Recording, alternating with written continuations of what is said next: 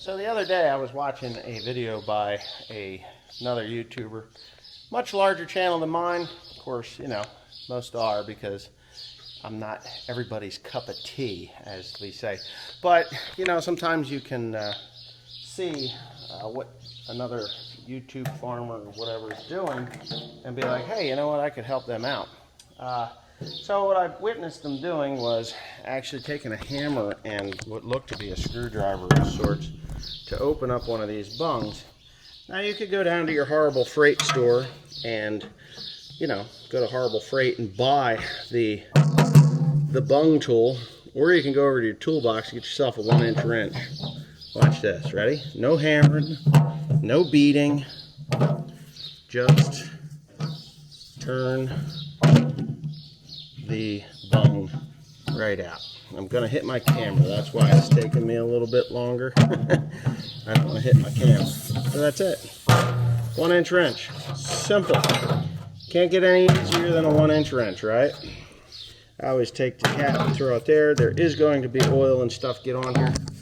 So if you are watching this and you know who I'm talking about, go over to his channel and 1 inch, 1 1/8 inch I think works even better. But I just grabbed the 1 inch because I grabbed the 1 inch. No more beating, no more sharp edges from the chisel or the screwdriver and hammer. And, you know, there you go. You're back in business. That's just my 2 cents for making life easier for the day. Would like to talk a little bit on a personal note for myself. I'm having stomach problems. Not the end of the world, I don't think, but I'm having stomach problems. If you've noticed in my videos that I've got this gut, I can't poop right, you know. And it's not that I eat a lot. I mean, I'm not gaining weight. I'm not eating a lot of food, and I'm not fat. It is not fat. It is a stomach problem or intestine tract problem that I'm trying to remedy on my own with, right now I've started a fiber thing, you know, like Metamucil. I've known there's been a problem for a little while, like about 4 months of a problem with it, because I'd eat and I just haven't had a healthy number 2. Let's use those words. I haven't taken a healthy number 2.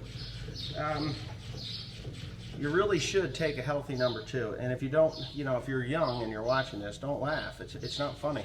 I'm going to be 50, and I know my body well enough in the last 49 and 3/4, 7/16 years, or no, 7/8 years, or let's see, no, 49 and 11/12 years. And that's just a fact. I do know my body pretty well, and I know that I'm not right. So I had Teresa go down and get me some colon cleanse, and I got the colon cleanse stuff, and it said take 1 pill, and if it doesn't do the job, take 2 pills, and that should, you know, blow the old O-ring.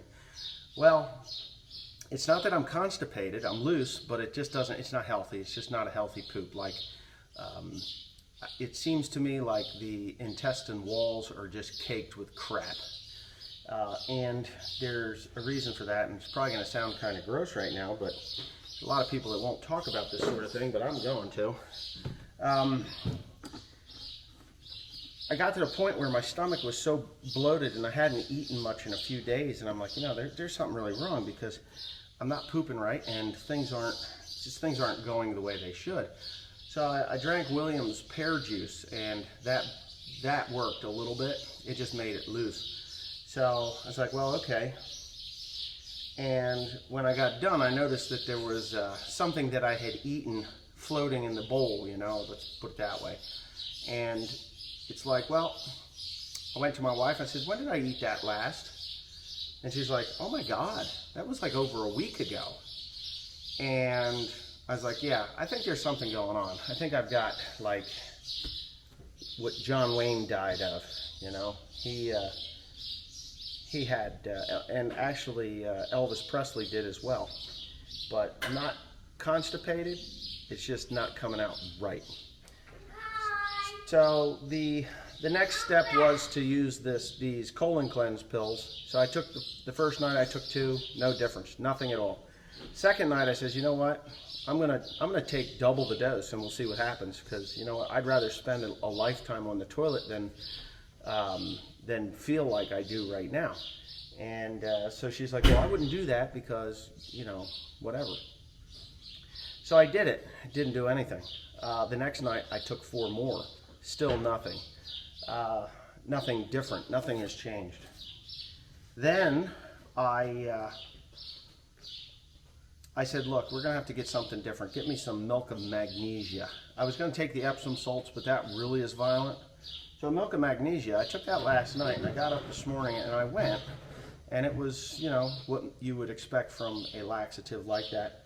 And yeah, so she had bought some Metamucil as well, and I took the Metamucil too. This morning I took the Metamucil. Well, right now I feel like I actually have to go to the bathroom. And I'm hoping that that is going to actually clean out the old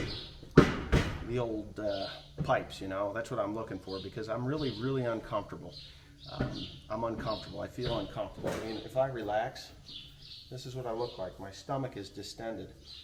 I didn't eat supper last night, and I didn't eat breakfast this morning. So there's no reason for me to be, having to do a number 2. And I do feel like I have to go. I just went earlier this morning, and again just a few minutes ago, and I feel like I've got to go again. So maybe the Metamucil's working. So I'm going to do this for another week, and if not, I'm going to have to consult a gastroenterologist or somebody that knows a little better about my gut health than me. So hopefully it's nothing terrible. You know, I'm starting to get a little worried because I've never had these issues before. No blood or anything, but, you know, I'm just getting a little bit worried. I don't want to be worried. I don't want to have a problem, but if I do, you guys will know. And you'll be in for the long haul, I guess, because you'll be watching me go through some weird stuff, which I don't really want to go through. But if I have to, I will, you know. And, yeah, so whatever. That's that. I'm going to put oil in my tractor and get on with the regularly scheduled programming. All I'm going to say is that secret sauce is alive. I mixed this batch up last night, and this morning it is just on fire. If you got in there, you would die. That's all carbon dioxide coming off of that. Almost to where I need to be also, so I'm going to have to shut off. But I just wanted to show that that secret sauce is unbelievable. That is food for something. Food for something. Just remember, food for something. Alright, so I'm spraying for popcorn. I got 6.5 acres of popcorn to put in right there.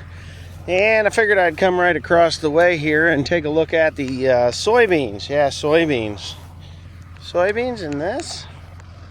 Soybeans in this? Yeah, somebody said that I wasn't going to be able to kill this. Looks to me like it's dying. And yeah, and if you look real close, you see the soybeans. Yep. They're in here, ladies and gentlemen. So they're gonna look kind of leggy right now, which is fine by me. Perfectly fine by me. Find them all in here someplace. Looks like it skipped right there for some reason, but you never know. Looks good to me. I probably should have upped the planting rate for this, but I didn't. But you'll see, they're still popping through. They're there. And Teresa did a wonderful job. She did a good job. Get into these areas here. Yeah, look at that. Still coming through. Yep, soybeans. So yeah, that's how you do it, ladies and gentlemen. You want to... There's another reason I wanted to do this in here. into the hayfield. I haven't planted any beans since I planted them here because I wanted to make sure that I would get the penetration that I needed before I went whole hog and did another 150 acres of these things, which I will probably be doing another 100 acres. That'll give me 450 acres or so of beans. Corn, I'm more than halfway done, but I got a ways to go, and it is too wet. It's too wet. We just had an inch of rain here, and where I was going to plant, they had more than an inch. So we've got that stuff to deal with, and I'm just afraid of the sidewall, the side smear from the disc openers causing a bit of a pain in the ass if I go ahead and what I would call mud them in. Now, I'm not mudding anything in as of right now, but I'm running out of days to plant, and I've got, let's say, 250 acres to go, which is no big deal. It's just a matter of let's go, you know, one of those things. And I got half a notion to start killing it now, just killing it before I plant, even though I don't want to do that. I want to plant green. I don't want to plant dead. It's easier to plant green than dead, but I don't know. I don't know what I'm going to do. I'm going to sleep on it tonight and then make up my mind tomorrow. That there, right there, I planted that, or I sprayed that. I do have to get that popcorn in the ground. And I've got 3 acres of sweet corn I got to put in. So, and yeah, 3 acres of sweet corn. I'm out of spray now, or close to it. But I got a lot to do, and I'm running out of time. Oh, and I've got,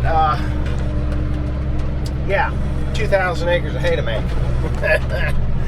You know, that kind of thing. A couple thousand acres of hay to make. So that's definitely on the list of stuff that needs to get done. And there's a lot of guys running around making hay right now, which I should probably be doing as well. But I've got corn to get in the ground and a few more acres of soybeans. So whatever. I'm getting tired though. I'm pretty tired. And that did work out to be 6 1/4 acres, which was fine. Perfect. Anyway, thanks for watching. Stop. Huh? Stop that shit. Giver of life. Fuel. Fuel is life. Did you not know that? Hit the on button, young lady.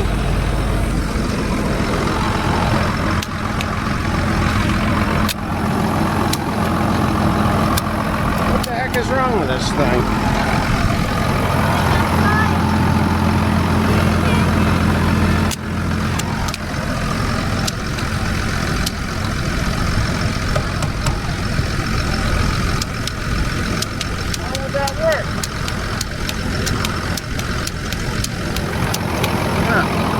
Shut it off.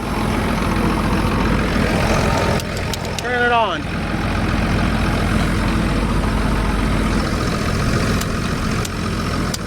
Looks like the filters are gone. No.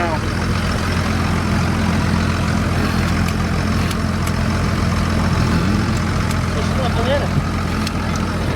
There's no fuel.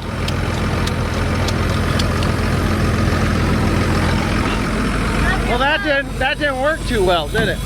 No. Filter ain't plugged, there ain't nothing in it. Yeah, that would be an expensive fail. That was a waste of time. Yeah, go get me some fuel. I'm gonna check my seed boxes. Got to do a chain check. See, because I don't have lots of sensors. There, the chain is on. Cool. I filled it up not that long ago. Chain's on. Chain's on, chain's on, everything's on. Now, there's one thing you do want to look at. These guys right here, sometimes these will break. And I got spares, see? There's shear bolts in case you have a problem, like something gets down in the box. Everything seems to be working correctly. All right, fill it up. That was 100 gallon, 110 gallon. That's 110. Yeah, 100. Just put 100 in it or so. 100 or so gallon of diesel. Yeah. Got it. Be gone with you. Hey, You can go out that way. It's not so steep. Just go out, follow my tracks where I came in. Okay. All right, come on, Will, get in the tractor. Bugs. Yeah, you gotta get in here before Mommy runs us both over. Nope. You're gonna get in there. Get up there. Yep, get up in there. What are you doing with your aluminum ball? Okay, so I've moved down to a farm that has been owned by my family for over 100 years. This is what we call Pouch South. My grandfather on my mother's side was raised here. Yeah, my grandfather on my mother's side was raised here. My uncle bought it off of his parents, my great-grandparents. I don't know what year he bought it. I want to say it was in the 50s, in the 1950s. It might have been in the 1940s, but I want to say it was in the 1950s that my great uncle bought it from my great-grandparents. And all right, so it's like 3:30 in the morning. Still going at it. I'm kind of tired. Let's see if I can successfully make this corner. Anyway, I want to talk about this grass I'm planting through. This is what you call government grass. So, I don't know, maybe 10, 12 years ago, my aunt and uncle decided that they would have a farmer that's no longer living plant warm season grasses down here, or native grasses on their property. Now it's supposed to be 80 acres, but it's looking like it's more like 70, somewhere around 70, 73 acres. My GPS may be off a little bit, I don't know, but I always felt that it was about 80 acres. But anyway, 70, 75 acres of warm season grass. Now, as you can see, it's still thriving quite well. If you cut it at the right time and you cut it high, it just thrives. If you cut it too low, you cut the heart out of the plant and it dies. Well, I fertilized this every year that I farmed it for the last 10 years or so, and yeah, it's nice and healthy. There's a little bit of invasive cool season grass in here, but for the most part, this 80-acre farm or 75-acre farm, 80-acre farm, was always good for about 500 big square bales of material. And I was always glad to make hay on it. This year I'm not glad to make hay on it because the mushroom barns are just not paying what they should be, and corn is worth a hell of a lot more than what the hay is, and the standing hay is fertilizer for my corn, so that's why I'm planting through it. It's fertilizer. I know there's a lot of fellas out there like, oh, it's eating the nutrients that are in your soil. Well, no, they're actually, the microbes are converting the nutrients into organic nutrients, which can then be taken up by the cash crop that I'm putting in here, which is corn. As that deteriorates and breaks down, it will be available to the corn plant, which is why I'm leaving it. A lot of guys are wondering why I'm not cutting it off. But anyways, that's not really what I'm going to talk about here. This grass, I'm going to say 5 or 6 years ago, when my uncle was alive, he says to me, he's like, hey, he says, kid, you're going to have to give me a little more money for the rent on the place. And I agreed. Yeah, we agreed on a price, and it was a little high, but he was family, and you know what, anything to keep them on their farm until the day they die, and that's exactly what happened. So they upped the rent because the government was no longer going to pay the premium to have this grass here. And, you know, so they ended up not getting any money. He tried to get it extended.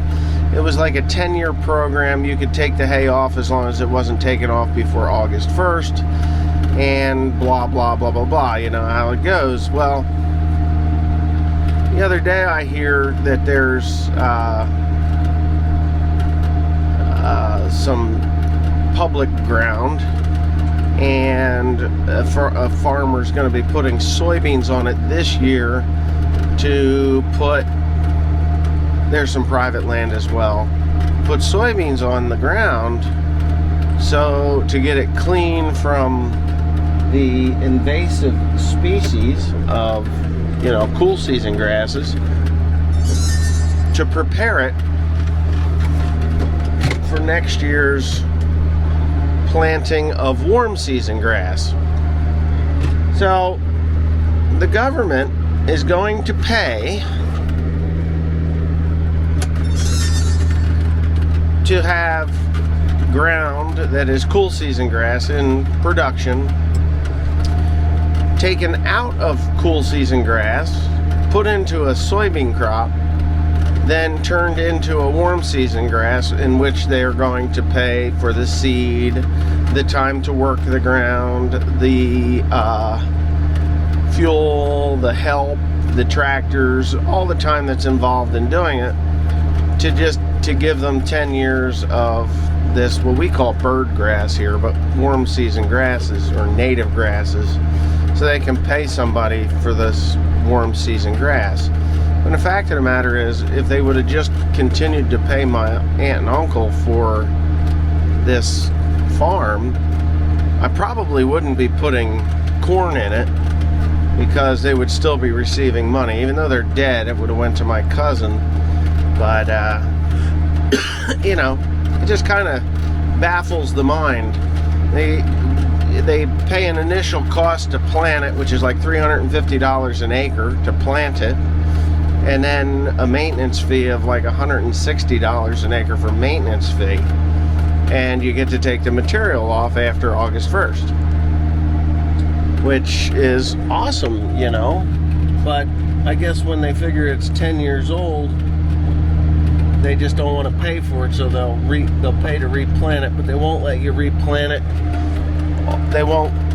It wasn't that I could just kill it off and then replant it for them so they could re-enter the program. They wouldn't allow that back on the same ground. It didn't make any sense at all. I mean, there's a certain ecosystem that gets established here on these grasslands when they're in this.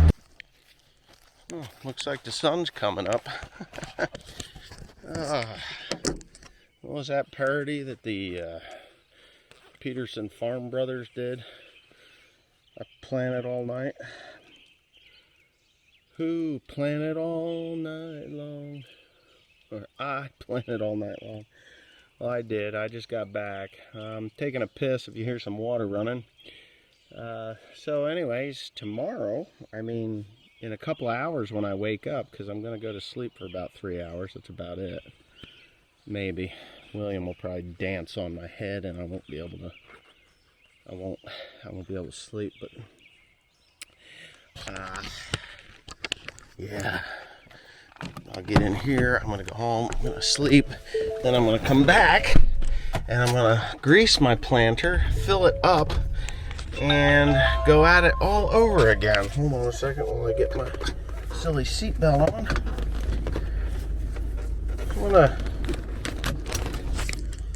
I'm not gonna lie. You know, when the seatbelt laws came into play back in the early 90s, I'm gonna say, maybe late 80s, early 90s, I didn't agree with them, even though I wear my seatbelt or have worn my seatbelt all the time. I always do. Feel naked without it. I've never gotten a ticket for not having one on because I always wear it. It's like second nature because we were raised wearing a seatbelt. Oh, that's the damn newspaper. Huh. Alright, I was wondering who the hell that was. Anyway, I don't think it's a fair law. You know, when you're 18 years old and you get your car, you should have, or 17 years old, but when you become 18 years old, I could say they could regulate it for children, like, hey, you know, you must buckle up your minor in the car, you know, things like that. I'd agree with that, but when you turn 18 years old, it should be your choice. You know, you're an adult. If you don't want to wear a seatbelt while going down the highway, who gives a shit? It's your life. You make that choice. It's an educated choice because we're all pretty smart nowadays. That it's, excuse me. We're all pretty smart nowadays because, what's this guy up to? Oh, that's a girl. Man, it's a black lady. And she is short. But anyway, yeah. She's got a route she's got to make. I bet she delivers newspapers and then, goes on to another job somewhere. But anyway, what was I talking about? Oh, the seatbelt thing. So when you become an adult, it's an educated choice whether you want to put it on or not. I don't think the government should be telling you what to do with your body. You know, it's your car. You bought it. Yeah, you're driving on public roads, but still, it's, you know, it's just a way to find people. Who gives a damn if you're ejected out of the car? Your family? Well, they probably warned you to put a seatbelt on. But anyway, I'm getting a little punchy here. I need to go home, use the toilet, and then strip my clothes off and go climb into bed. Hopefully my wife is still in bed. I get to go to sleep. She's warm. I'm kind of cold. It's a little chilly outside. Just 49 degrees. I'm wearing a t-shirt in 49 degree weather. That's a little bit cold for June, don't you think? 49 degrees? I'd say so. Anyway, I'll see ya when I see ya.